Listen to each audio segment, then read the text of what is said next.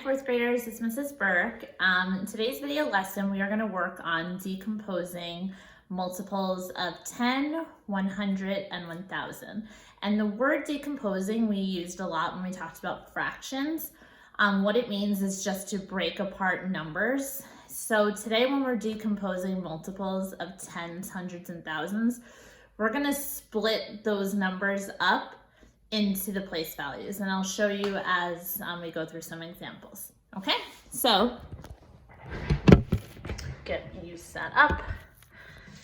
If we're looking at a problem that says 6,000 equals how many hundreds? This is an equation, so when we see an equal sign, we know both sides have to be equal. So what they want us to do is they want us to take a number that's in the thousands and break it up to represent how many hundreds that is. So to find something that's equivalent. So in order to do that, we are going to isolate the place value that we're looking for. So for this one, we're looking for the hundreds place. So I'm going to think about each of these digits in their place values. I know this is my ones place, this would be my tens, my hundreds, and my thousands. If it's asking for how many hundreds it is, I want to focus in on just the hundreds place and any place value that's larger. So watch how I'm going to do that.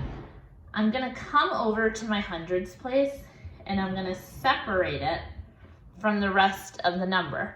And then I'm going to include all of the larger place values as well, which would be the thousands place. So if I want to know how many hundreds are in the number 6,000, my answer is directly in this box. There are 60 hundreds, so hundreds, 60 of them, in the number 6,000.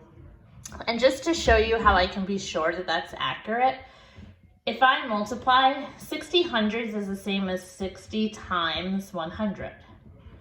So I know my basic fact, 6 times 1 is 6. And then I'm going to multiply it by 10, 100, 1,000, 10, 100, 1,000, and it equals 6,000. So it is true that 60 hundreds has the same value as 6,000. Let's take a look at another example. Here we have the number 4,800, and it wants to know how many tens that is equivalent to. So I'm going to think about my place values. This is my thousands place, my hundreds place, my tens place, and my ones place. And I'm going to isolate the tens place and anything bigger. So here's my tens, and then all the larger place values come with it as well. So when I want to know how many tens are in 4,800, the answer is right in my box. I decomposed it. So it would be 480 tens. And again, just to check that I'm correct, 480 tens means 480 times 10. 48 times 1 is 48. Then I'm going to multiply the tens and the hundreds, tens, hundreds, and I get the 4,800 that I was looking for initially. Okay, let's try another one. 730 can be decomposed into how many ones? This is my ones place, my tens place, my hundreds place. I do this every time just to be sure that I'm not making any silly mistakes. So it wants me to decompose into the ones. So I'm going to go over to the ones place and box any place value from ones and larger. And that equals 730. So 730 times 1, 730 ones, is 730, and that's what I was starting with. So that is correct. All right, so now we're getting with a larger number. This number is 50,000, and I want to know how many thousands is that. Step 1, label my place values. the ones place, the tens place, the hundreds place, the thousands place, and then we have here the 10,000s place. I want to decompose into thousands.